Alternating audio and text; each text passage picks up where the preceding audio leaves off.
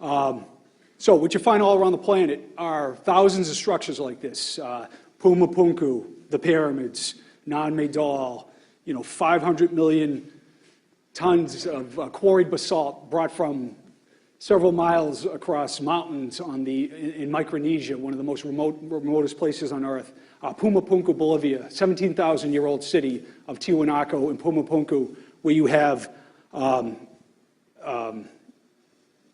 stone crosses dug into diorite, the second hardest substance on Earth. You would need CNC machines to do all the cutting, just things that boggle the mind. And we're told that we came from a semi-civilized state and now at the apex of civilization. Something is clearly wrong. That site proves it. There is much more evidence of older structures all around the planet. You don't find just one. That's all you find. Just like the giant skeleton reports. You don't just find one. Something's profoundly wrong in what we're being told.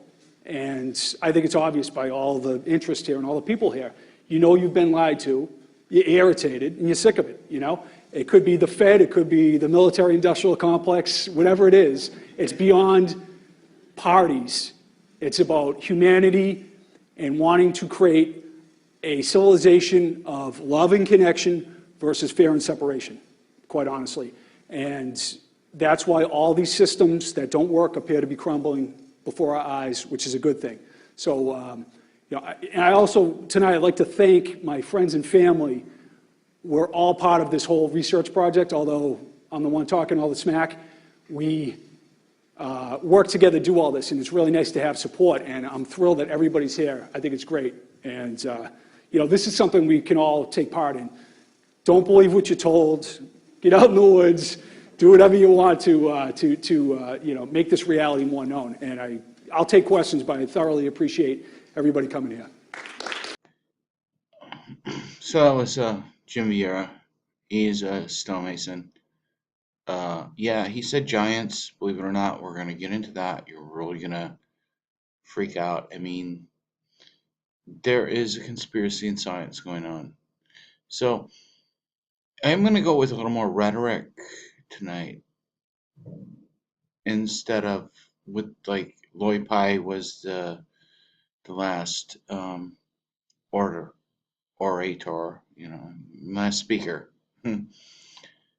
and go away. We can get back into the anthropology of the fake science, and we will. But I want to get into the rhetoric of how we're so misled, how it's so apparent and obvious.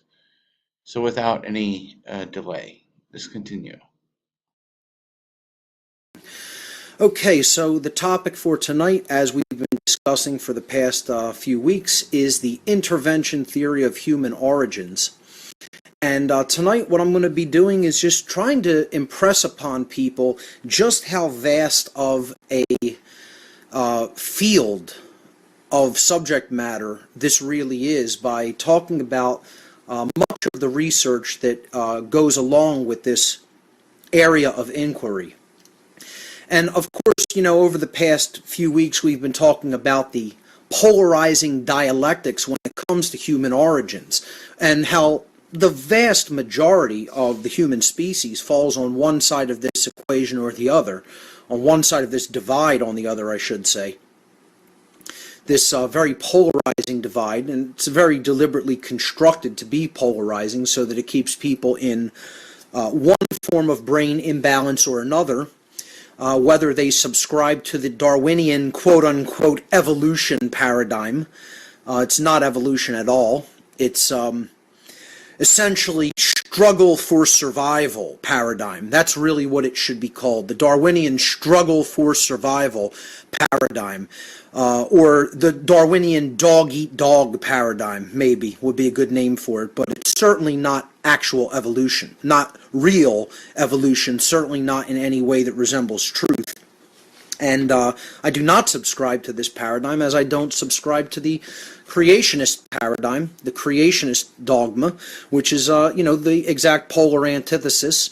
And these two dogmatic religions, both of them are religions. People can call Darwinism a science all they want. It's a religion. Get as offended about that as you like.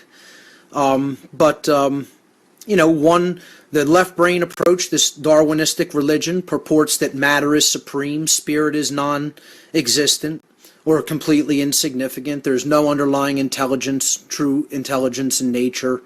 Nature's just a clockwork machine. Then people extend this to things like how the body works, extends it to how society works or should work. You can see how dangerous the entire proposition is to accept wholesale into your worldview. That's what it's designed to do. And of course it paints that picture that, people should be totally selfish because, hey, we're all in this as a struggle for survival. Natural selection chooses psychopaths to rule, don't you know? Because they're willing to do whatever it takes to survive at the expense of anybody else. So why should you decry psychopathy? It should be celebrated, right? It's an evolutionary advantage, don't you know? It's what Darwinism essentially puts the idea in people's heads that it does, that how it should be, and then you have creationism on the other side. Spirit is totally supreme. Matter, is insignificant. That doesn't make a difference. It should be looked down upon and seen as something that's dirty. God's completely separate from everything, separate from his creation. It's two distinct things, the creator and the creation. And God controls all the events within the creation. So what do both of these paradigms support? The idea that change is hopeless. Darwinism basically says we're at the mercy of our genes, and creationism says we're at the mercy of God's whim, God's will. Leave consciousness at the door. Don't worry about human consciousness to actually create change, to learn and grow and understand patterns, and then actually change something here. No, that either shouldn't be the way that it is, or it's impossible. That's what these two competing worldviews, these polarizing worldviews, basically create in people's minds. And, the one thing that they both do very well and completely share in common is complete dismissal of free will. Leaving consciousness at the door, total dismissal of free will. And as I said last week, also the externalization of all power.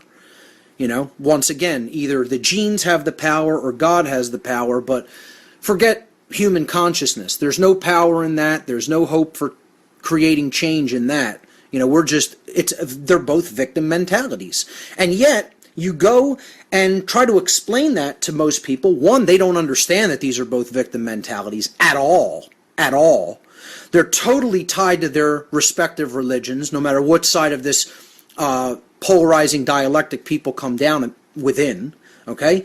And they're completely unwilling to even budge from that position or look at it at an alternative at all, because these are both religions. They're absolutely religions, okay?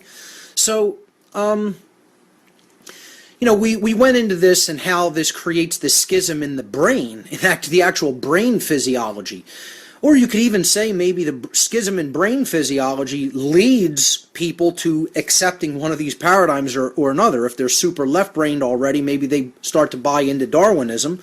And if they're very right-brain imbalance and of a religious persuasion, then they buy into creationist paradigm. So it's very interesting how those dynamics work. And we asked the question last week, is there an alternative to these two prevailing yet totally entrenched paradigms? And like I said, if you just ask the average human beings on the street, just do a social experiment, ask your friends and family members, where did human beings come from? Almost invariably, you're either going to get the Darwinian evolutionary model or you're going to get God made us this way. That's it. And, I think if it's a sad commentary, let's put it that way, either of those things. If people believe that nature just made humanity this way, I think that's an extraordinarily sad commentary. Because I don't believe nature or God made humanity the way we are now. Okay? I think something else did that. Okay? Yet people are completely attached and they're stuck in one of those dialectics or another, and that's what it's designed for, to get people polarized, fighting with each other, and distracted from the truth, or looking into any alternative that can really explain what has gone on here on Earth in the past and is going on here in the present. in a way that presents that topic with clarity and makes sense. But if you just do a social experiment, you'll see almost 100% of human beings fall into one of those categories. You will be hard-pressed to find someone, a random average individual, who will tell you that they do not subscribe to one of those paradigms or the other. And I challenge you to do it. I challenge the listening audience. Do this as a social experiment. You know, go and ask people, what do you think the origins of humanity is? And I guarantee you it will either be Darwinian quote-unquote evolution or creationism in some form or fashion. Guaranteed. I guarantee it. Okay? Just from talking to people myself and seeing where their head is at, where their mindset is at, I 100% guarantee that that is exactly what you will find if you do that experiment. You will find some people who will put an alternative hypothesis out there, but I guarantee you they'll be few and far between. And you'll certainly not encounter that many people who want to seriously consider and discuss the possibilities like we're going to be discussing about the possible intervention and interference that happened with our natural evolutionary progression by non-human entities here on Earth in the very, very ancient past. So what I'm going to do here tonight is, again, the purpose here is to try to impress upon people the depth of this field of research and how eclectic it is. You don't just make up your mind about this, okay? You don't just say, it's not about a belief, ladies and gentlemen. That's the first thing I want to say, all right? What I'm going to try to present here is evidence, not belief. That's what science is supposed to be done using, evidence, actual evidence. Not just saying, this is what I think. I believe this. That's called religion. Okay? Is there evidence to support this? And have people uncovered about the interference theory of human origins? And I'm going to be suggesting some researchers and material for people to look into on this vast topic. However, I just want to briefly go over what this theory entails. We covered this last week. This will be a very brief review. We asked the question, is there an alternative to these two imbalanced yet prevailing paradigms of Darwinian quote-unquote evolution and religious creationism? And before we, postulated